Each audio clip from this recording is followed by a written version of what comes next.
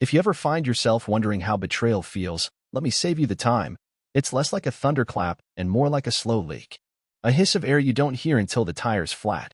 And by the time you realize you're not moving forward anymore, it's too late. It started on a Thursday. I remember because I just mowed the lawn, and she hated the smell of fresh-cut grass. Said it made her nose itch and reminded her of gym class. She was inside, folding laundry on the couch with the kind of grace you only get from folding someone else's clothes for 12 years. I brought her a glass of iced tea, light on the lemon, the way she liked it. She smiled at me over the rim. "Thanks, babe," she said. And that was the last time she looked at me without guilt hanging off her like cheap perfume. Now here's the hook. 3 days later, a man I'd never seen before walked up to me in the parking lot of the hardware store and said, "Hey, are you Grace's husband?" I said, "I am," like a man answering a question about gravity. Certain. Unshaken. Then he handed me an envelope and walked away. No name. No explanation. Just walked off like we were two actors in a badly staged play, and he'd just delivered his only line. Inside the envelope was a photo. My wife. Grace. My beautiful, over-organized, never misses a hair appointment Grace. And the man, she told me, was just someone from her running group. They were laughing. They were holding hands. And I swear on everything sacred, she was wearing the necklace I gave her on our 10th anniversary. I didn't confront her that night. Nope. I grilled burgers, asked about her day, and even rubbed her feet while we watched reruns of The Office because nothing says stability like forced normalcy. She giggled at Michael Scott's antics. I watched her like a stranger, like someone who had shown up in my house wearing my wife's skin. You want to know why I didn't say anything right then? Because something in me, something deep, cold, and terrifying, wanted more. Not more proof. No. More clarity. If she was going to burn this house down, I wanted to know exactly which room she started the fire in. And that's how this all began. Not with shouting. Not with tears. Just with a photo. And a man who decided he'd had enough of secrets. The next morning, she made pancakes. Let me tell you something, my wife hadn't made pancakes on a weekday since Obama was in office. And yet, there she was, flipping them with a spatula like we weren't sitting on a landmine. "You sleep okay?" she asked, like the words weren't dipped in irony. I chewed a bite of pancake that suddenly tasted like sawdust and smiled. "Best sleep in weeks." She nodded, satisfied. It was the same nod she gave when checking off a grocery list. Efficient. Dismissive. Completely unaware I had just lied through my teeth. Because I hadn't slept at all. Instead, I stayed up staring at the photo until I could see the pixels. Until it became less about the betrayal and more about the details. The way she tilted her head when she laughed with him. The hand placement, casual, yes, but practiced. Familiar. Not a mistake. After breakfast, I kissed her on the cheek, grabbed my keys, and left like it was any other day. But I didn't go to work. I wanted the address scribbled on the back of that photo. It was a condo. One of those sleek, modern places with too much glass and not enough character. I sat in my car across the street, engine off, sunglasses on, feeling like a bootleg private investigator. At 10:37 a.m., I saw her. Grace. Dressed in her gym leggings and the hoodie she always stole from my side of the closet. She was laughing. With him. He opened the door. She walked inside.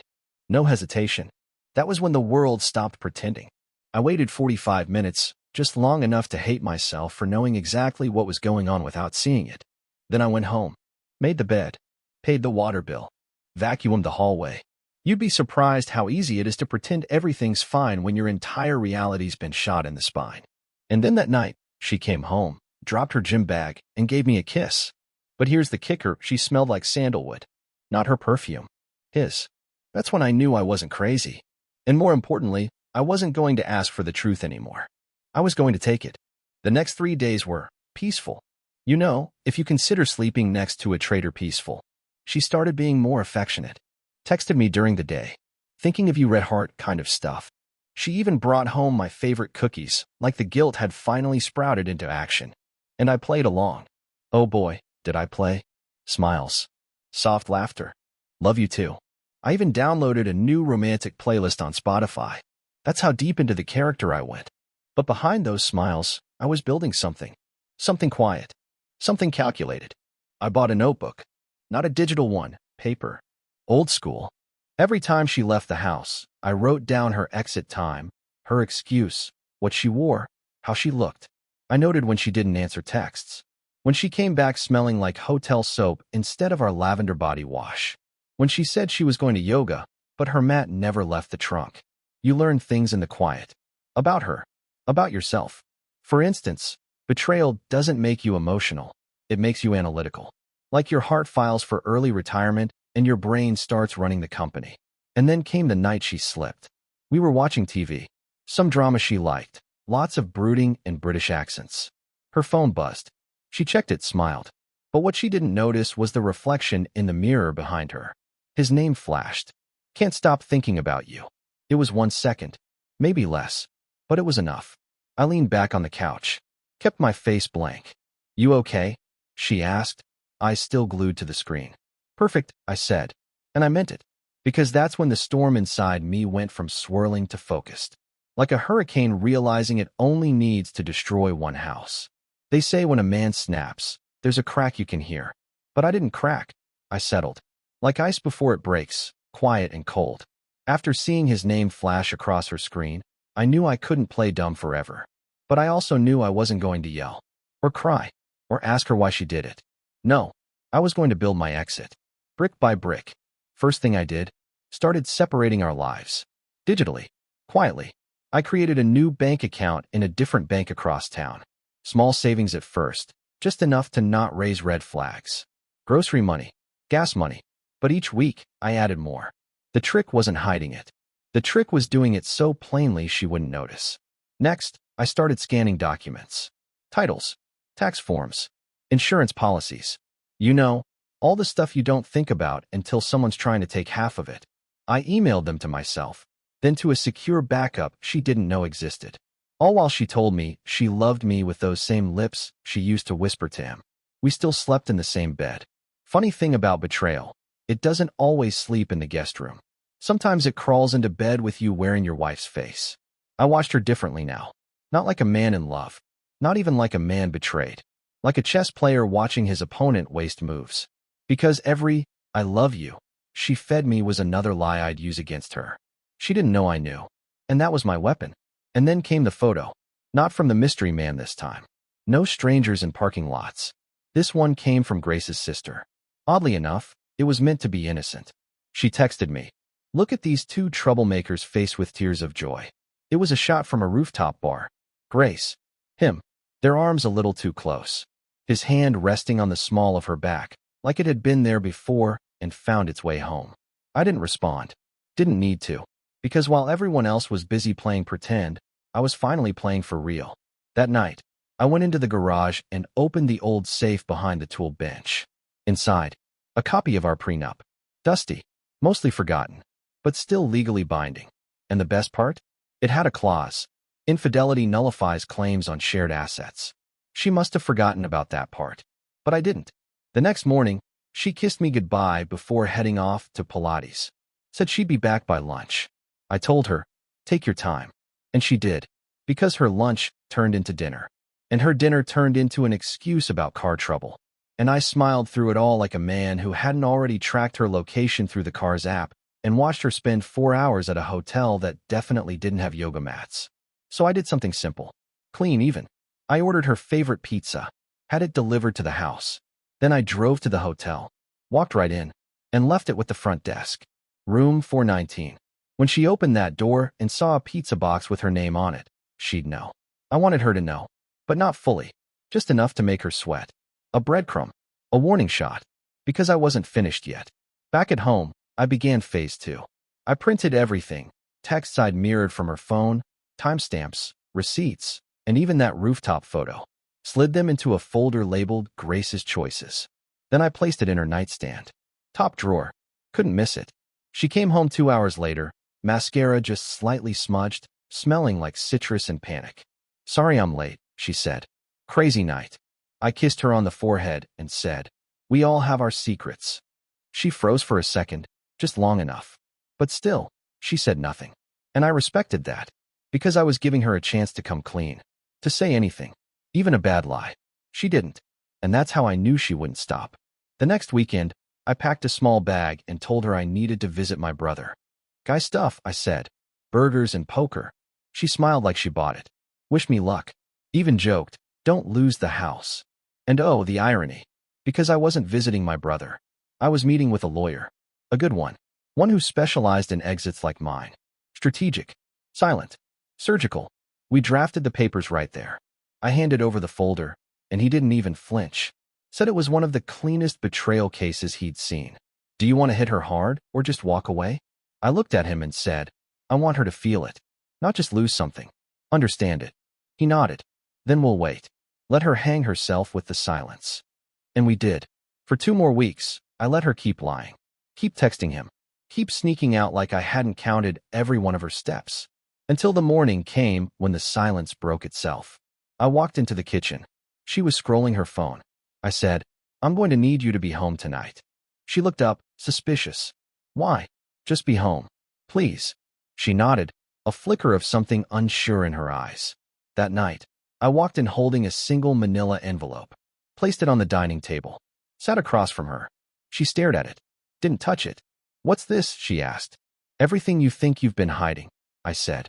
And that's where we'll pick up next, when the walls finally closed in, and she realized the man who folded his socks also knew how to fold a lie back on itself. Grace didn't open the envelope right away. She stared at it like it might hiss or bite. Her fingertips hovered over the flap, then pulled back. She looked up at me, eyes wide, then narrow, then something I hadn't seen in weeks, recognition. The jig was up, and I hadn't said a word. I just leaned back in my chair, arms crossed, letting her imagination do the work. Because honestly, nothing I could say would be worse than what her mind was conjuring up right then. She finally asked, What is this? Your audit, I said. Calm, like I was a tax agent with her soul on the ledger. She forced a laugh, soft and brittle. You're being dramatic.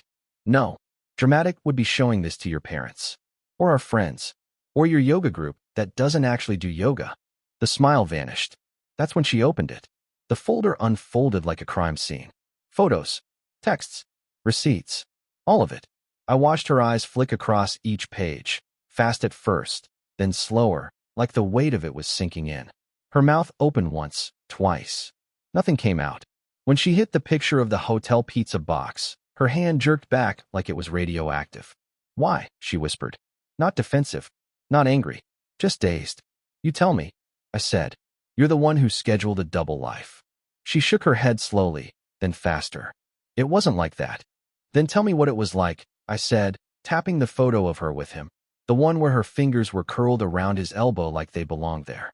She said nothing. I kept going. Was it fun? Sneaking around? Did it make you feel younger? Or freer? Or just better? Still nothing. So I said, you can speak now, or forever hold your peace. But just know, I'm done pretending.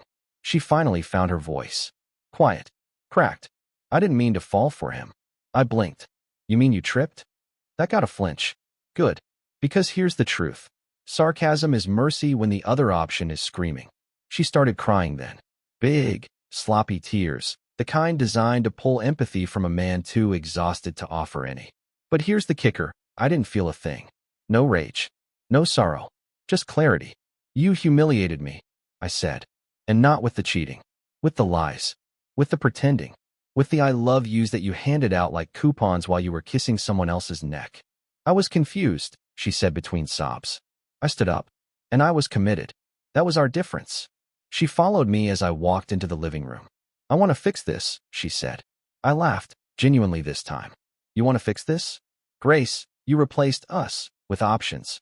This wasn't a flat tire. You drove it until the rim caught fire. I made a mistake. No, you made a choice. Over and over again. She stood there, mascara bleeding into the corners of her eyes, trembling. So what now? You want a divorce? I turned to her and said, Oh, sweetheart, I don't want anything from you. She blinked, confused. I already filed. Lawyer dropped the papers off this morning. All you need to do is sign. She staggered back like I'd hit her. But I thought, she started, that I'd fight for you. I said, you thought wrong. You thought I'd scream, cry, maybe beg? No, I planned. And now I'm done. She walked to the couch, sat like her legs gave up. I didn't think you'd ever find out, she said softly. That's the problem, I said. You didn't think. You assumed. Silence wrapped around us like a closing curtain. And then she whispered something that, months ago, might have shattered me. I think I still love you. I didn't even blink. Grace, you don't get to love someone after you've destroyed them. And then, just before I walked out the door, I looked back and said, check the prenup.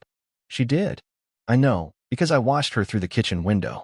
The way her hands shook when she got to the clause that ended her claim to the house, to my retirement, to anything she didn't earn. That's when the panic set in. That's when she realized the soft-spoken man she betrayed had walked away not with rage, but with receipts. I didn't slam the door. Didn't peel out of the driveway. I just left. And you know what? It was the most honest thing I'd done in years. You'd be surprised how loud silence can be after you've been lied to in stereo. The morning after I left, I drove to a little cabin 2 hours outside of town. It wasn't fancy, barely had hot water, and the Wi-Fi was so weak I think the trees had better signal. But it had one thing I needed: distance. From her. From the house. From the echo of my own name whispered by someone who clearly never meant it. Funny thing is, I didn't miss her. Not even a little. What I missed was the version of her I thought I knew. The one who made dumb jokes in line at the grocery store. The one who danced barefoot in the kitchen when Frank Sinatra came on. That woman? She hadn't existed in a long time. And I finally realized. I'd been mourning a ghost. She texted me that afternoon. Can we talk? I didn't reply. Not because I wanted to hurt her, but because finally, I didn't owe her anything. That night, I grilled a steak, sat on the porch, and watched the sunset like a man who'd just escaped a slow-burning house. I didn't drink. I didn't rage. I just let the stillness work its way back into me like medicine. Next day, more texts. I signed the papers. Please don't shut me out. I know I messed up. She didn't use his name. Not once. That's how I knew she was still playing the game. You see, Grace had always been good at skipping ahead in conversations. If she didn't say it, maybe I wouldn't bring it up. Maybe we just fast forward to the part where she got to feel better. But I wasn't on that tape anymore. Instead, I called my lawyer. Asked him to confirm the signatures. He said, yes, she signed. And she didn't contest the prenup. I said, good. Let her keep her name. I don't want it anymore. A week passed. Then 2. I stayed off social media. Not because I was hiding, but because healing doesn't happen in the comments section. And because I didn't care what narrative she was spinning to friends, family, or the man whose cologne I could still smell in our towels the day I left. But then something changed. She stopped texting. And I felt relief. Because when someone stops pretending, that's when you finally see them. I came back to town after 3 weeks. Walked into my house, the one she no longer had access to, and noticed something strange. It was clean. Not just tidy. Professionally cleaned. I knew she'd been there. Probably came back for the last of her things. Maybe to see if I'd left her a note. Maybe to see if I'd cracked. I hadn't. What I had done was change every password, cancel her access to joint accounts, and update the deed. That evening, I walked to the mailbox. That's when I found it. A handwritten letter. No return address. Just my name in that looping script I'd once loved. I read it at the kitchen table with a coffee and a dead expression. I don't know who I am without you. I don't think I ever did. A pause. I wish I could take it back. I wish you had yelled. I think I needed you to yell. Another pause. But the quiet was worse. The way you left, no scene, no meltdown. It made me feel like I didn't matter. That line. It was almost poetic in its audacity. So I grabbed a pen, wrote 4 words on a sticky note, drove to her sister's place, where she was staying, and handed it off to Lila without a word. She didn't ask questions. Just took it. The note said, now you know how it feels. I didn't expect a response, but I got one. 3 days later, I came home to find a small box on my porch. Inside, a photo. Us. From our honeymoon. Back when love was real and everything was still soft at the edges. On the back, she'd written, you left me with silence. I hope one day it stops echoing. I stared at that line for a long time. Not because it hurt, but because it didn't. That's when I knew I was done. That I wasn't looking back. That I had finally peeled the last layer of her off my heart, like wallpaper from a room I was renovating. And underneath? Peace. Just blank, clean peace. 2 months after the papers were finalized, my house stopped smelling like her. That was the first victory. You don't realize how much a scent holds until it fades. Her shampoo in the bathroom. That overly sweet candle she swore helped her sleep. Even the detergent she used, Spring Breeze, or some other manufactured nostalgia, gone. I replaced everything. Switched to cedar and mint. Bought a new pillow. A new rug. Even threw out the couch. Not because it was hers, but because that's where I used to wait for her. I wasn't waiting anymore. Rebuilding isn't glamorous. No inspirational music playing in the background. No montage of me painting walls or high-fiving friends. Just quiet mornings, steady hands, and the slow return of appetite. For food. For life. For the simple act of waking up without a knot in your stomach. You know what's wild? No one talks about how peaceful heartbreak becomes once the bleeding stops. It's like stepping out of a hurricane and realizing the world still spins. The birds still sing. The barista still gets your name wrong. It's almost offensive how normal everything stays. I got my first real laugh back on a Tuesday. A guy at work, Dan, the office clown, was doing impressions during lunch. Bad ones. Usually, I'd give a polite smile, let it pass. But this time, he did a bit about married couples watching Netflix. I laughed. Like, full chest, head back laughter. It felt foreign and familiar at the same time. Dan looked shocked. Holy hell, Keller, you do have a soul. I shrugged. It was just in storage. That night, I walked past the hall closet. Opened it. Saw her old winter coat still hanging there. Beige. Felt it. The one she used to say made her feel Parisian. I stared at it for a moment. Then calmly took it down, folded it into a bag, and drove it to the nearest donation center. No rage. No soundtrack. Just the quiet satisfaction of reclaiming a square foot of closet space. You'd be amazed how good healing feels when it's boring. Grace tried reaching out one more time. It was subtle. A message through a mutual friend. Said she hoped I was finding peace and that she still thinks about me. I didn't respond. Not because I was bitter. Because I was free. She didn't get to keep orbiting my life like a sad moon. I wasn't her unfinished chapter. I was a whole damn novel she never bothered to read. That weekend, I went to a bookstore. Picked up a journal. Leather-bound. Clean pages. I started writing again. Not about her, about me. About what I'd learned from the silence. About how you don't just recover, you evolve. That's the trick no one teaches you about betrayal. It's not just survival. It's becoming someone stronger. Sharper. Quieter, but not lesser. I went back to the lake one morning. The same lake where she once said she saw our future. This time, I didn't bring memories. I brought coffee. Sat on the bench. Watched the sun rise. Felt nothing tied to her. Just a sunrise. Just a man. Just peace. And that was everything. She reappeared in early spring. Just when the trees were starting to flirt with green again and people started pretending winter didn't happen. Fitting, really. Ghosts love a seasonal comeback. I was grabbing groceries. My cart was halfway full. Coffee beans, sourdough, a rotisserie chicken that was going to be dinner and breakfast.